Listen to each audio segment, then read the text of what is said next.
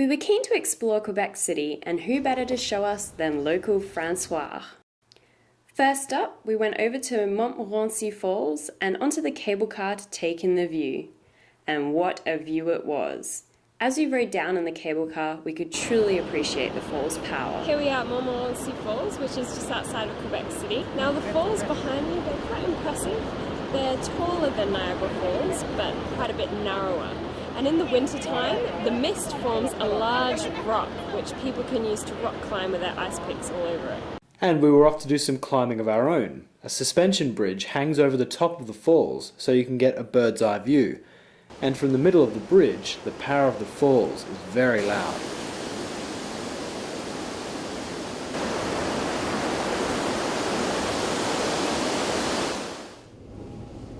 So here we are at l'Observatoire, one of Quebec City's tallest buildings.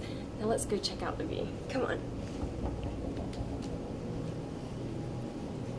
Spectacular. From l'Observatoire, you can take in a view of Quebec City from every angle. All this sightseeing was helping us work up an appetite, so we headed over to the Quebec City Farmers Market.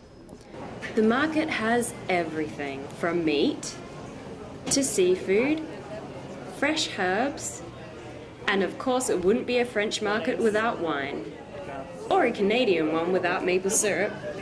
Strawberries were in season, so we grabbed some of those. And of course, you can't forget the bread. So Carmen, what have you got so far? Baguettes, pears, strawberries, and smoked meat, and pate.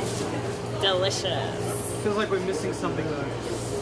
Fromage. We couldn't forget the cheese, so we followed our noses to the stall and got a rundown on Quebec's most famous cheese. It's Allan-Petale. He's a famous painter in Canada, one big painter. He gave the stamp for the cheese. Before finishing the day with some history. Now for those of you who know me quite well, I'm pretty into military history, and here in Quebec City, military history really has shaped the entire history of the city. This is Battlefield Park, the Plains of Abraham. Our guide Francois was on hand to tell us more.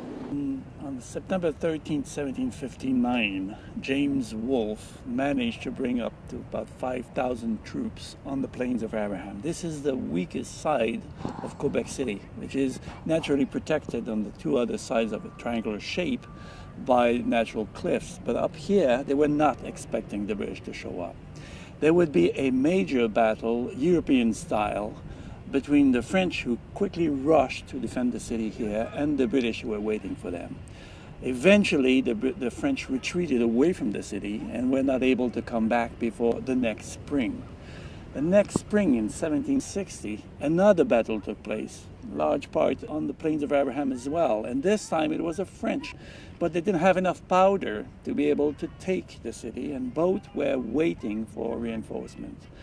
So while the British are surrounded in the city and the French are besieging the city in their turn, the first boats to show up are British, showing that the French Navy has been decimated, and 6 months later New France will surrender. All that because of the two battles that took place on that Plains of Abraham Park.